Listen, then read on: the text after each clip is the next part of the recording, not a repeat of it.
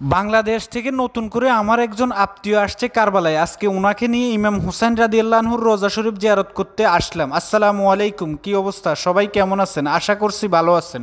আলহামদুলিল্লাহ, আল্লাহর রহমতে আমিও ভালো আছি। আবারও চলে আসলাম আপনাদের মাঝে নতুন আরেকটা ভিডিও নিয়ে। আশা করছি সবাই ভিডিওটা শেষ পর্যন্ত দেখবেন। বাংলাদেশ থেকে যেই লোকটা আসছে ওই লোকটাকে নিয়ে আমি এখন রওনা হলাম ইমাম হুসাইন রাদিয়াল্লাহু আনহুর রোজা শরীফ জিয়ারত করার জন্য। আপনারা হয়তো দেখেই বুঝে ফেলছেন আমি একটা গাড়িতে আছি। আসলে আমি যেখানে থাকি এখান থেকে কিছুটা দূরে ইমাম হুসাইন রাদিয়াল্লাহু আনহুর রোজা শরীফ যেই ঘরটার ভিতরে ওই জায়গা।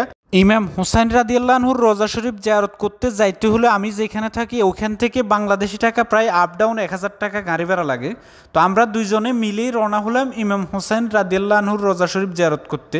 আমি ডিউটি শেষ করে ওনাকে নিয়ে বের হলাম। উনি বের হওয়ার সময় বলতেছে যে ফোরকান যদি আমাকে পুলিশ ধরে ফেলে। আমি বলছি যে সমস্যা না, আপনি চলেন, এখানকার পুলিশের লোক ধরে না। কারবালাতে যেসব পুলিশ আছে ইমাম হুসাইন রাদিয়াল্লাহু আনহুর মাজার শরীফ পাহারা দেয়, ওনারা অতি সহজে বাঙালি বা আজনবী ধরে না।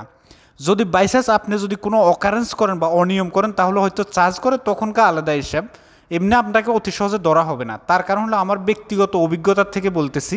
প্রায় আমি 5 বছর অবৈধ ছিলাম কারবালাতে। আমি অনেক চলাফেরা করছি, অনেক জায়গায় গেছি। কখনো পুলিশে আমাকে জিজ্ঞাসা করে না যে তুই কোথায় যাস। আমি আমার বাজে চলছি, ওনারা ওনাদের বাজে কাজ করতেছে।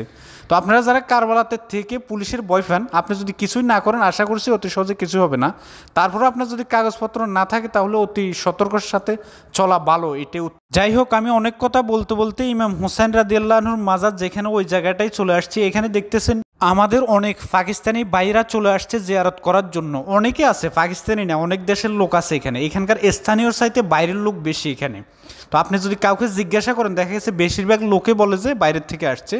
যাই হোক, আমরাও চলে আসলাম। আমরা বাঙালি, পাকিস্তানি, ইরানি, ইরাকি অনেক আছে। আমার পিছনের লোকজন দেখতেছেন, এটাই সেই ইরাকের ঐতিহাসিক কারবালার মাঠে আমি এখন আছি। যাকে নিয়ে ইমাম হুসাইন রাদিয়াল্লাহু আনহুর রোজা শরীফ জিয়ারত করতে আসলাম তাকে তো দেখালাম না, এখন ইনশাল্লাহ দেখাবো। আপনারা কিছুক্ষণের ভিতরে দেখতে পারবেন। নতুন আসছে উনি বাংলাদেশ থেকে, হয়তো অনেকে চিনবেন। আমার পরিচিত যারা আছে তারা হয়তো অবশ্যই ওনাকে চিনবেন। উনি অনেক চলাফেরা করছে রাস্তাঘাটে, দেখতেছেন।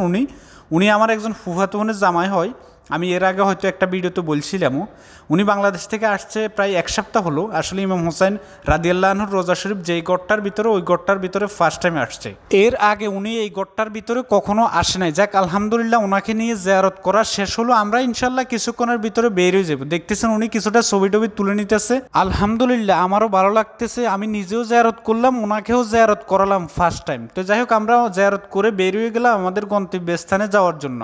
আপনারা যারা জিয়ারত করতে আসতে চান ইনশাল্লাহ চলে আসেন, সমস্যা নেই, জিয়ারত করতে পারবেন। আর যারা কাজের উদ্দেশ্যে আসতে চান, বর্তমান ইরাকের কাজের পরিস্থিতি ভালো না, তারপরেও যদি আপনার আসার ইচ্ছা হয় তাহলে আপনি চলে আসতে পারেন, কোনো সমস্যা নেই। আপনি যেখানে থাকেন ওইখানে খুঁজে দেখেন লোক আছে যারা ইরাকের লোক পার করে, তাদের সাথে কথা বলে আপনি চলে আসতে পারেন, কোনো সমস্যা নেই। আজকের জন্য এই পর্যন্ত, দেখা হবে ইনশাল্লাহ নতুন কোনো ভিডিওতে। সবাই ভালো থাকবেন, আল্লাহ হাফেজ।